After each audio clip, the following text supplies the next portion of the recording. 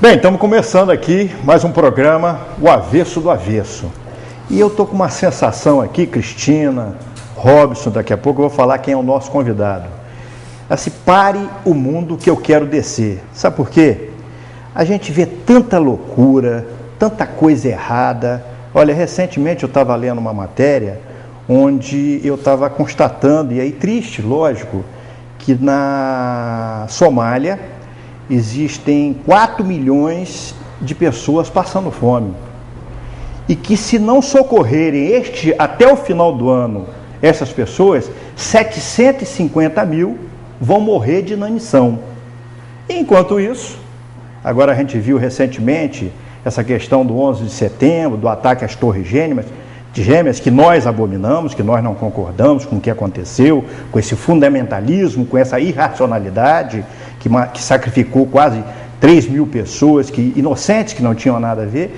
Mas, em função disso, o governo americano, gastou no ano de 2010 em torno de 600 bilhões de dólares promovendo guerras em alguns países do mundo. E a Organização das Nações Unidas para a Agricultura e para a Alimentação constatou, através de seus estudos, que com 30 bilhões de dólares, nós tiraríamos 1 bilhão de pessoas da miséria.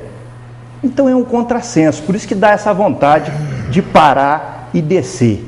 Mas eu quero aqui abrir o nosso programa e dizer quem é o nosso convidado de hoje. Uma pessoa ilustre, que já veio aqui polemizando, apesar de carregar no seu sobrenome Paz, e que polemizando no bom sentido, a polêmica santa, vamos dizer assim. O bispo recém-possado, Dom Roberto Fernando Ferreria Pai. Francisco. Desculpa. Fernando é Rifan. Perfeito. Meu irmão da administração. Tem o Fernando Rifan. Eu gosto muito e é que nós também apreciamos muito e temos um grande respeito, desculpe, mas é o Dom Roberto Ferreria Paz. Isso. E que está aqui junto conosco e daqui a pouco vai estar falando com a gente, mas eu quero deixar um registro para cumprimentar a Cristina e para cumprimentar o Robson Cândido e também o Dom Roberto Paz. Eu queria deixar essa frase para a nossa reflexão e para os nossos comentários, para a abertura. E ela diz assim, uma frase de Rui Barbosa: as leis são um freio para os crimes públicos, a religião para os crimes secretos. Cristina, com a palavra, tudo bem?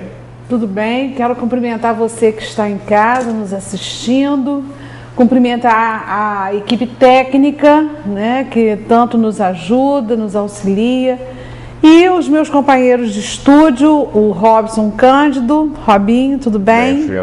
Sérgio Mendes, o nosso convidado ilustre. Está sendo um prazer para mim conhecer, né, o autor de palavras que tem mexido tanto com a alma do campista e que tem nos levado a refletir sobre a nossa cidade e até abrindo um viés de esperança muito grande naqueles que já não têm muita esperança em relação ao futuro de nossa campus dos Goitacazes. Então, eu estou falando de Dom Roberto, a quem cumprimento nesse momento, e dizer, Sérgio, que infelizmente as leis são feitas, ou infelizmente porque, né, faz parte, né, da sociedade dos homens, digamos assim. Dizem até que a sociedade das formigas, né, é a mais bem organizada, mas a dos homens ainda tem problemas sérios, e as leis são feitas pelos homens, né? Então eu acredito que só mudando o homem nós poderemos mudar o mundo. E que, infelizmente, nesse processo de mudança que ainda está acontecendo, está a caminho, eu acredito nisso, nessa mudança que é lenta, mas é progressiva, o homem ainda tem muita sede de poder, né? De domínio, eu acho até que são provas duras para o ser humano o dinheiro, o poder político, o poder que vem de alguma forma. Então, essas desigualdades que tanto nos entristecem, mas que também nos chamam a ter algum tipo de atitude, né, ainda vão perdurar por algum tempo, até que o homem vá progredindo, se aperfeiçoando, vendo, né, os verdadeiros valores, que são os valores da união. Então, eu acho que é uma consequência, é um reflexo do que a gente ainda é, mas eu tenho esperança que isso vai mudar, porque o homem está melhorando, né? A gente sempre dá ênfase às notícias ruins.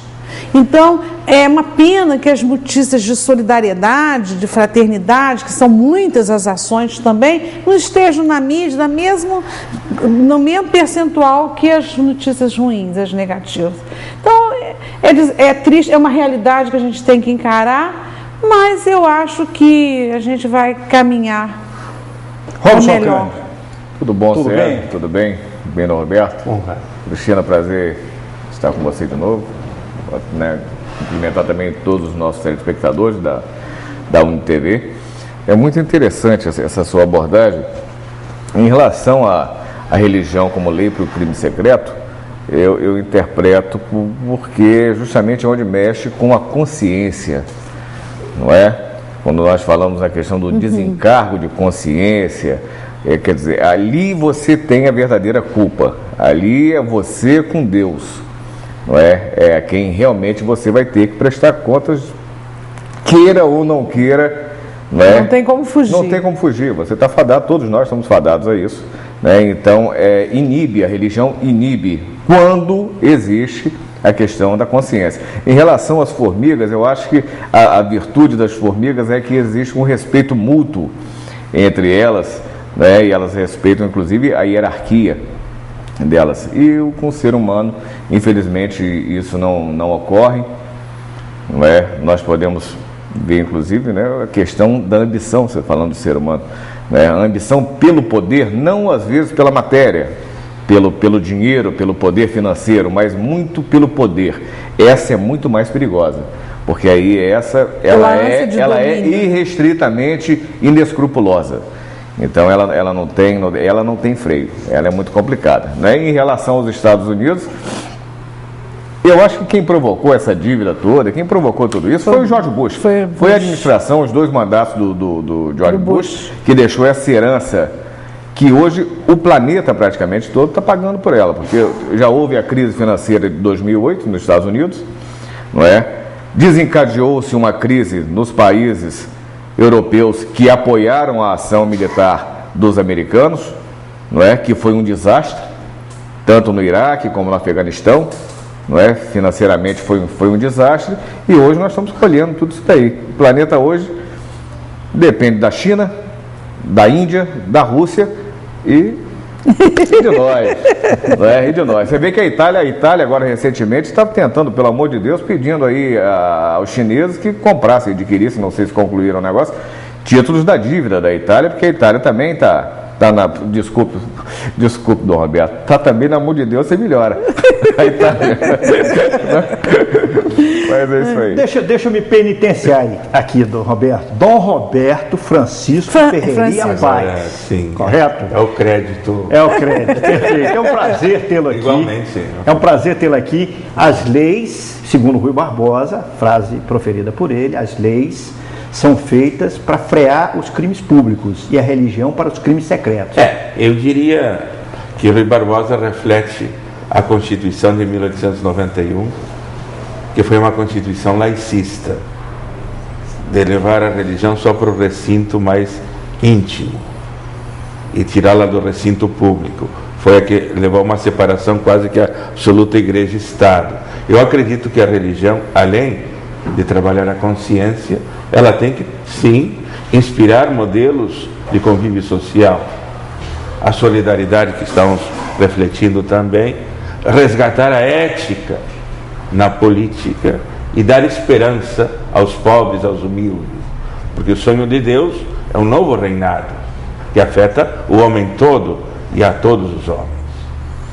Queria fazer somente essa ressalva, que é muito bom pensamento de Rui Barbosa, mas ele reflete aquele contexto da separação Igreja-Estado de 1891. No final do século. No final do século. Século XIX. Que está voltando na Europa, esse espírito laicista. A religião tem que ficar só na consciência, de portas fechadas, na sacristia. Não, a religião deve ter também uma proposta. Tivemos o Concílio Vaticano II. Exatamente, que é um novo relacionamento da comunidade política com a igreja e vice-versa. Bom, Roberto, conta um pouquinho da história do senhor. De onde o senhor vem, a família, formação? Olha, eu sou latino-americano, nasci no Uruguai, um pequeno país, a Suíça da América.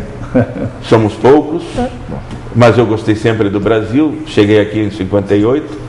Meu pai foi transferido de Lisboa para Portugal como cônsul-geral. Tenho uma irmã, os meus pais já faleceram. Ela é nascida em Porto Alegre. Porto Alegre foi uma cidade que eu adotei como cidade e ela me deu o título de cidadão, é uma das referências. E depois o Papa me nomeou para bispo auxiliar de Niterói. E depois ele quis que eu viesse para cá. Mas me conta uma... Esse é o meu itinerário assim, passado. Uma curiosidade, Dom Roberto, como é que foi a infância do senhor? Foi uma infância... Já existia essa vocação religiosa? Não, a minha vocação foi adulta, de jovem para adulto. Na verdade, é uma vocação eclesial. Eu assumi sempre, diria, uma liderança nos movimentos de juventude, coordenação da juventude, e depois fui percebendo que Jesus me pedia algo mais, uma entrega mais total num projeto de vida, e então assumi já aos 30 anos o ingresso ao seminário. Em Viamão. A origem da sua família já era católica? Minha mãe era católica. Meu pai, como uruguaio, era colorado, claro, também era de família católica, mas não era tão praticante como a minha mãe. Era meio cético em relação à religião?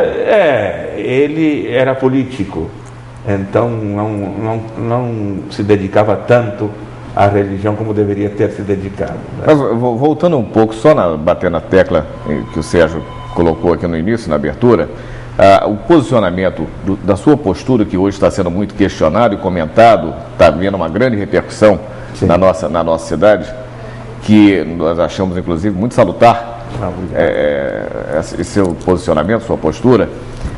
A grande importância, porque você foge, então, no caso do discurso, e coloca-se a colocar na prática. Né?